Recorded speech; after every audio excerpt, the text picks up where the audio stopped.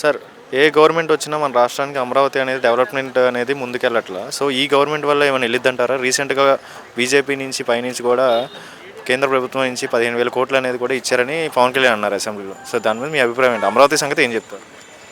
ముఖ్యంగా వచ్చి తెలుగుదేశం ప్రభుత్వం వచ్చిన తర్వాత 2014 నుంచి 16 వరకు దాదాపు 10,000 కోట్లు ఖర్చు పెట్టి అమరావతి డెవలప్మెంట్ చేసింది.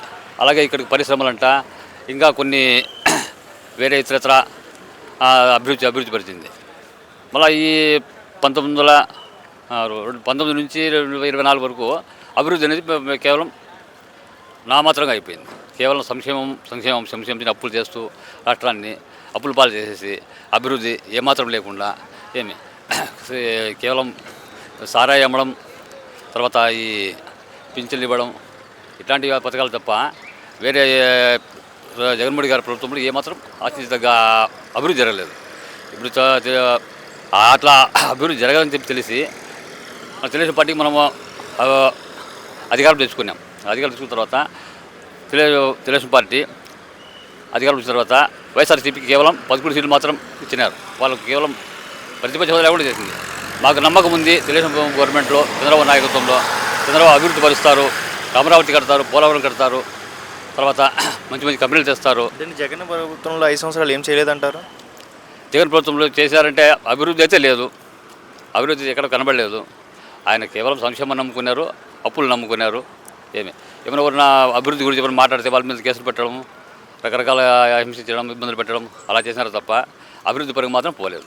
మరి ఈ గవర్నమెంట్ మీద నమ్మకం ఉందా? మనకి అంతా మంచి జరిగింది, ఇండస్ట్రీస్ వస్తాయి, ఉద్యోగాలు వస్తాయి, ఇవి డెవలప్మెంట్ జరిగిద్దని నమ్మకం ఉంది. ఇప్పుడు చంద్రబాబు నాయుడు గారు చెప్తే చేస్తారని చెప్పి నమ్మకం. ఎందుకు గతంలో ఆయన ఒక విజనరీ లీడర్ కాబట్టి చేస్తారని నమ్మకంతో గెలిపించినాము. చేస్తున్నాడు కూడా. అప్పుడు ఒక పెన్షన్లో పరి తీసుకుంటే కన్నా 7,000 ఇస్తానని చెప్పినాడు, 4,000 పెంచి 3 ఏప్రిల్ మాట చెప్పినాడు. ఏప్రిల్ మాట ప్రకారం ఇప్పుడు 7,000 ఇచ్చినాడు. ఇంకా 4,000 ప్రకారంగా ఇస్తాడు. అంటే చంద్రబాబు నాయుడు పని అయిపోయింది, ఇంకా వెళ్ళిపోయినట్టుగా అని వెనక్కి వెళ్ళిపోయాడు. ఆయన కూడా ఇంకేం లేదులే అన్నారు. గవర్నమెంట్ టీడీపీ కూడా పడిపోయేది అని గతంలో అన్నారు కదా. మరి వాళ్ళ గురించి ఏం సమాధానం చెప్తారు? మరి ఎవరన్నారు? గతంలో చాలామంది ప్రజలు అన్నారు, కొంతమంది కార్యకర్తలు అన్నారు. దాని మీద మీ అభిప్రాయం? అవన్నీ ఫేక్ ప్రచారాలు అంతే. వాస్తవాలు ప్రజలకు బాగా తెలుసు. వాస్తవాలు తెలుసు కాబట్టి వాళ్ళకు 11 సీట్లు మాత్రం ఇచ్చి ప్రతిపక్ష హోదా లేకుండా కూడా చేసినారు. దాంట్లో మాత్రం తెలుగుదేశం పార్టీ మీద ఖచ్చితమైన నమ్మకం ఉంది ప్రజలకు. పవన్ కళ్యాణ్ సంగతి ఏం చెప్తారు ఒక మాటలో చెప్పాలంటే? పవన్ కళ్యాణ్ గారు కేవలం ఆయన అభివృద్ధి పైన చూసినారు. అభివృద్ధి పైన చూసి చంద్రబాబు గారికి బేషరతుకు మద్దతు ఇచ్చి ఆయన కూడా బోర్డు చీలకుండా రాష్ట్రాన్ని అభివృద్ధి పట్ల నడపాలని చెప్పి ఆయన కూడా చూస్తున్నారు. సార్ నమస్తే. సార్ నమస్తే అమ్మా. గతంలో 5 సంవత్సరాలు జగన్ పరిపాలన చూశారు.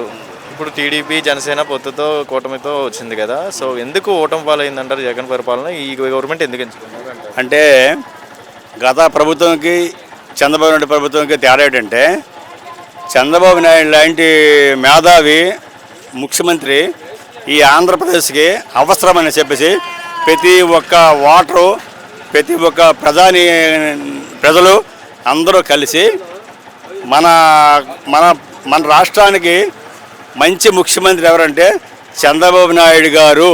అంటే చంద్రబాబు నాయుడు గారికి ముఖ్యమంత్రి పదవి అవసరం లేదు, కానీ ప్రజలకి ఆయన అవసరం ఉంది. అందుకోసమని ఏమిటంటే ప్రతి ఒక్క ఓటరు కూడా, ప్రతి ఒక్క ప్రజలు కూడా మన దేశము ఈ 5 సంవత్సరాలు ఇంత కష్ట పరిస్థితుల్లో ఉంది కనుక ఇంకా మళ్ళీ జగన్ వస్తే మనం అధోగతి అయిపోతామనేసి ప్రతి ఒక్క ఓటరు కూడా ఆలోచించి మన దేశానికి పనికొచ్చే నాయకుడిని మనం ఎన్నుకోవాలని చెప్పేసి ప్రతి ఒక్కరూ కూడా చంద్రబాబు నాయుడిని ఎన్నుకున్నారు. సార్ అంటే పవన్ కళ్యాణ్ డిప్యూటీ సీఎం ప్రజెంట్గా ఉన్నారు కదా, ఆయనని చాలామంది అన్నారు కదా, నీకెందుకు పొలిటికల్లో పక్కకి వెళ్ళి ఆడుకో అని చాలామంది కామెంట్లు కూడా అన్నారు. దాని మీద మీ అభిప్రాయం?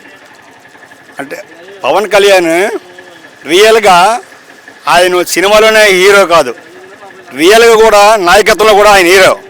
పవన్ కళ్యాణ్ ఏంటంటే ధైర్య సాహస్యం ఉన్న ఒక మనిషి. అలాంటి మనిషి మన దేశానికి, మన రాష్ట్రానికి అవసరం అని చెప్పేసి ప్రజలు కూడా ఆయనకి 5 సీట్లు ఇచ్చారు. మరి 5 ఇచ్చినా సరే గెలిచేస్తాడు.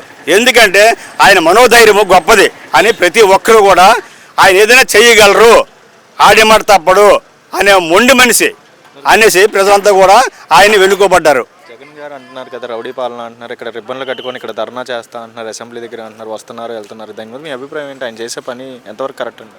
జగన్మోహన్ రెడ్డి గారు పేదోళ్ళకి ఏదో చేస్తారు ఆయన నాయకత్వం ఏంటంటే వాళ్ళ తండ్రి బాగా అంతకుముందు ఒక విధంగా మన రాష్ట్రానికి కొన్ని కార్యక్రమాల్లో అభివృద్ధి కార్యక్రమాలు చేశారు.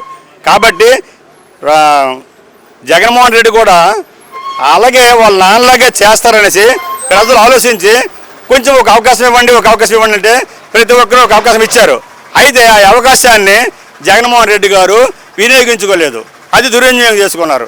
అంతా ప్రజలంతా ప్రతి సర్పంచ్ పదవు నాదే, పెద్ద ఎమ్మెల్యే పదవు నాదే, ఎమ్మెల్యే దగ్గరికి వెళ్తే నాకాడేం లేదంటే, సర్పంచ్ దగ్గరికి వెళ్తే నాకాడేం లేదంటే, మంత్రి దగ్గరికి వెళ్తే నా దగ్గర ఏం లేదంటే, మరి ఎవరి దగ్గర పవర్ లేకపోతే మరి అందరి పవర్ జగన్మోహన్ రెడ్డి తీసుకుంటే మరి వీళ్ళందరూ ఎందుకండి? ప్రజా పరిపాలన రాష్ట్రంలోనూ మరి ఒక ముఖ్యమంత్రి అన్నీ పరిపాలిస్తే మరి వాళ్ళకి ఏ హక్కు ఏ పవర్ లేకపోతే వాళ్ళు ఏం చేయగలరు? ఎమ్మెల్యే దగ్గరికి వెళ్తే కనీసం ఒక గడ్డింటర్ కూడా నేను ట్రాన్స్ఫర్ చేయలేనంటే మరి అలాంటి ఎమ్మెల్యేలు, ఎంపీపీలు, సర్పంచులు అందరూ కూడా రోడ్డు పడి కొంచెం ఇబ్బంది అయ్యారు. వాళ్ళ పార్టీ వాళ్ళు కూడా ఆయన నాయకత్వం పోలేదనేసి చాలామంది మా ఫ్రెండ్స్ కూడా నాతో చెప్పడం జరిగింది. ఇప్పుడు కేంద్ర ప్రభుత్వం నుంచి 15,000 కోట్లు అనేది అమరావతికి డెవలప్మెంట్గా శాంక్షన్ చేశారని పవన్ కళ్యాణ్ అన్నారు నిన్న అసెంబ్లీలో. సో నిజంగా డెవలప్మెంట్ పరంగా ముందుకెళ్ళిద్దంటారు, అన్ని గవర్నమెంట్ లాగా అమరావతి ఇంకా వెనకలోనే ఉండిద్దంటారు? సార్ ఒకటి చెప్తానండి, నేను యాజ్ ఏ పార్టీ కార్యకర్తను కాకుండా ఒక సామాన్యుడిగా ఒక ఓటర్గా చెప్తున్నాను. తెలుగుదేశం ప్రభుత్వం అనేది పేదవారి ప్రభుత్వము కాబట్టి చంద్రబాబు నాయుడు గారు చాలా మంచి అనుభవజ్ఞుడు, సరుకున్నోడు. నిజంగా చెప్పాలనుకుంటే చంద్రబాబు నాయుడు గారు ముందు చూపుతో కూటమి కావాలని కోరుకున్నారు. ఎందుకంటే ఆయనలో అహంకారం లేదు, గర్వం లేదు. ప్రతి ఒక్కరూ నేను ఒక ఓటర్నే అని చెప్పేసి మోడీ సహాయం తీసుకున్నారు, ఇక్కడ పవన్ కళ్యాణ్ సహాయం తీసుకున్నారు.